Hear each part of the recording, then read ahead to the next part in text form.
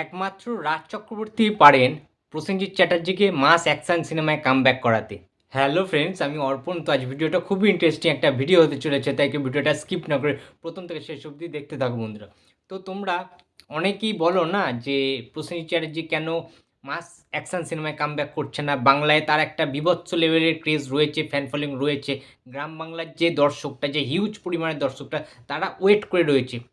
তোমরা ওয়েট করে রয়েছে, আমি নিজে ওয়েট করে রয়েছি প্রসেনজিৎ চ্যাটার্জির মাস অ্যাকশন সিনেমা দেখার জন্য। বাট তিনি কেন করছেন না, এই কারণটা খোঁজার চেষ্টা করব। আজকের ভিডিও ডিটেলসে আলোচনা হবে এবং সবার প্রথমে রাজ চক্রবর্তীকে শুভ জন্মদিনের অনেক শুভেচ্ছা এবং ভালোবাসা জানাতে চাই। হ্যাপি বার্থডে টু ইউ পরিচালক রাজ চক্রবর্তী। তুমি ছিলে বলে আজকের বাংলা সিনেমা জগৎটা এত রঙিনতর হয়ে উঠেছে। এত মাস কমার্শিয়াল সিনেমা তোমার আসার পর থেকে কিন্তু হয়েছে, প্রচুর বক্স অফিসে হিট দিয়েছো। তোমাকে এক্সট্রা টাইমে রিমেক কিং বলা হতো, বাট না, তুমি প্রমাণ করে দিয়েছো যে রিমেকেও যেমন বক্স অফিস এনে দিয়েছো, আবার নিজের কন্টেন্টেও কিন্তু এনে দিয়েছো বক্স অফিস।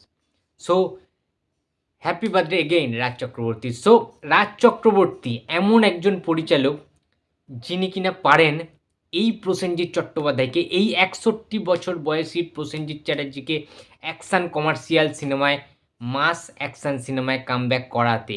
ইয়েস বন্ধুরা, তোমরা যতই অনেকের নাম বলো, তোমরা বলতেই পারো হরনাথ চক্রবর্তী এখনও রয়েছেন, তার এত অভিজ্ঞতা, এত কিছু, বাট তিনি তো একটা স্ক্রিপ্ট লিখতে পারছেন না, তাই না? এটা সত্যি কথা একদম।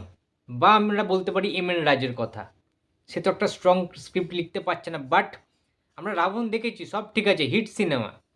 বাট রাজ চক্রবর্তী যে হিটগুলো দিয়েছেন, রাজ চক্রবর্তীর সিনেমার যে প্যাটার্ন, সিনেমার লেখার যে প্যাটার্ন, সিনেমা বানানোর যে প্যাটার্নটা রাজ চক্রবর্তীর জানেন, সেটা অত্যন্ত আধুনিক এবং অত্যন্ত কমার্শিয়াল। সেখানে অ্যাকশান থাকে, ভালো ভালো কিছু আইটেম সং থাকে, অ্যাকশানের ডিজাইনগুলো আলাদা টাইপের হয়, সেখানে মাস অ্যাপিলটা অত্যন্ত দারুণ লাগে সেগুলো দেখতে ভিজুয়ালি। এবং রাজ চক্রবর্তীর প্রিভিয়াস যে সিনেমাগুলো ছিল, তোমরা সবাই জানো, চিরদিনই তুমি যে আমার হতে পারে, ঠিক আছে, পারবো না আমি, ছাড়তে তোকে হতে পারে, পরিণীতার মতো সিনেমা সে উপহার দিয়েছে। আবার প্রলয় সিনেমার কথা আমি কি বলবো, প্রলয়ের কথাই বা কি বলবো, আবার প্রলয় ওয়েব সিরিজের কথাই বা কি বলবো। তোমরা দেখেছো যে শাশ্বত চট্টোপাধ্যায়, ঠিক আছে, মানে আমার কিছু জাস্ট বলার নেই, যে কীরকম ভার্সেটাইল অ্যাক্টর আমরা জানি, বাট তাকে এইভাবে অ্যাকশান করানো, তাকে দিয়ে একদম পিওর অ্যাকশান যাকে বলে, মাস অ্যাকশান, তার মুখে এরকম ডায়লগ, মানে এটা না বস রাজ চক্রবর্তী ছাড়া এটা সম্ভব নয়। প্রপারলি যে কোনো নায়ককে বা যে কোনো অভিনেতাকে তিনি নিজের মতো করে তৈরি করতে পারেন, না হলে গৌরব চক্রবর্তীকে এই রকম একটা মানে হিংস্র ভিলেন তৈরি করতে পারতেন না আবার প্রলয় ওয়েব সিরিজে। তোমরা দেখেছো গৌরবের ক্যারেক্টারটা।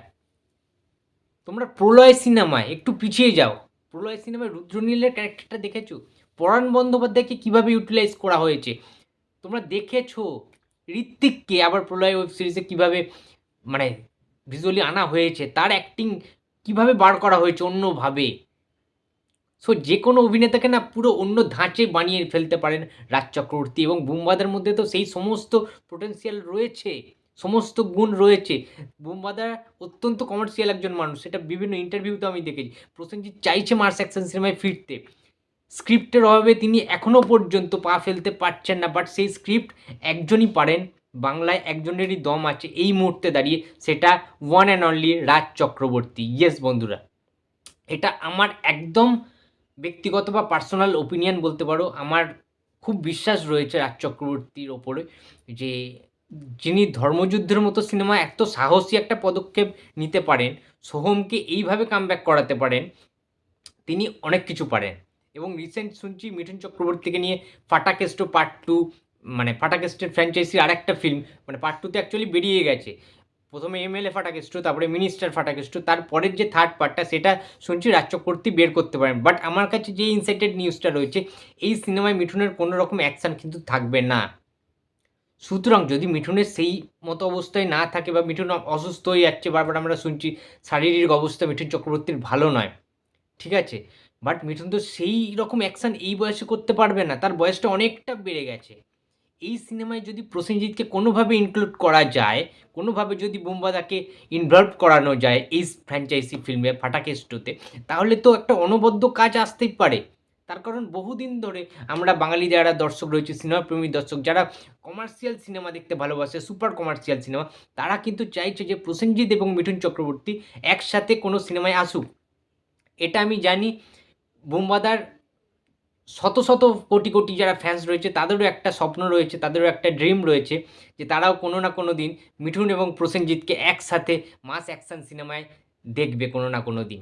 বাট সেটা কিন্তু এখনও কিন্তু হয়ে ওঠেনি। আমরা চিরঞ্জিত মিঠুনকে দেখেছি একসাথে আসতে, সিনেমার নাম ছিল চোরে চোরে মাসতুতো ভাই।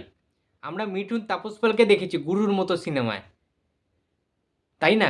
তাপস পাল প্রসেনজিৎ বারে বারে এসছে মানে প্রচুর সিনেমায়।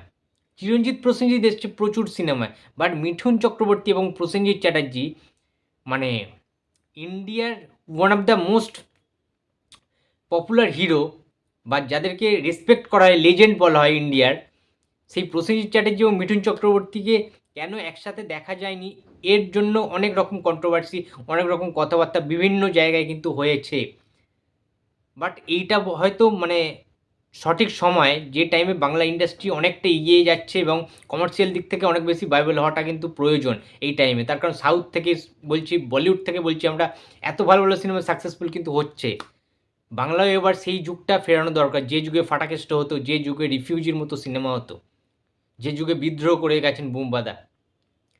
তো সেই প্রসেনজিৎকে নয় ইন্ডিভিজুয়ালভাবে ফেরাক রাজ চক্রবর্তী, নাহলে মিঠুন চক্রবর্তীর সাথে একটা দুর্দান্ত কিছু একটা ব্লাস্টিং কোনো নিউজ অ্যানাউন্সমেন্ট করুক এসবিএফের তরফ থেকে।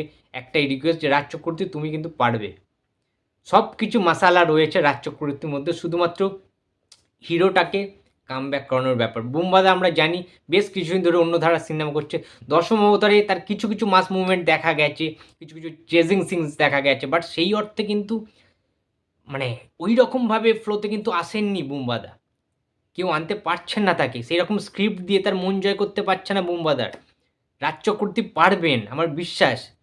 আমি হাত জোর করে রিকোয়েস্ট করছি রাজ চক্রবর্তী, রাজদা তুমি যদি দেখো এই ভিডিওটা আমার, তাহলে প্লিজ বুম্বাদাকে নিয়ে একটা মাস অ্যাকশন কমার্শিয়াল সিনেমায় কাম ব্যাক করাও। সেটা বিক্রম সিংহর মতো হতে পারে, বা তোমার প্যাটার্নের আবার প্রলয়ের মতো কোনো কনসেপ্ট হতে পারে, কোনো ভয়ঙ্কর একটা কনসেপ্ট কিন্তু হতেই পারে, কোনো ভয়ানক একটা কন্টেন্ট কিন্তু আসতেই পারে, একটা স্ট্রং কন্টেন্ট যেখানে বুম্বাদার ডায়লগ থাকবে, অ্যাকশান থাকবে, আইটেম সং থাকবে, অনেক কিছু থাকবে যে সিনেমার মধ্যে ফুল মাসালা যেন থাকে।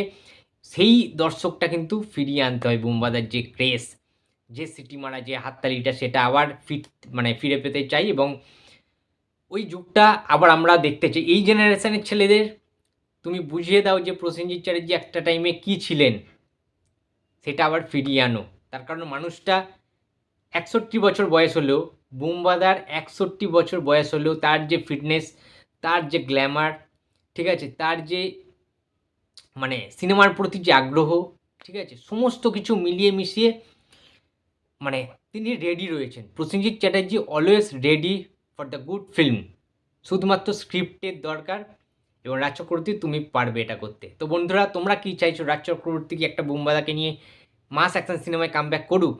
তোমাদের যদি আমার সাথে একমত হয়ে থাকো তো প্লিজ কমেন্ট বক্সে জানিয়ে দিও। তো ভিডিওটা ভালো লাগলে লাইক, কমেন্ট অ্যান্ড শেয়ার করতে ভুলো না। যদি চ্যানেলে নতুন হয়ে থাকো তো প্লিজ সাবস্ক্রাইব করে দিও। তো দেখা হচ্ছে আর পরের ভিডিওতে। তো টাটা।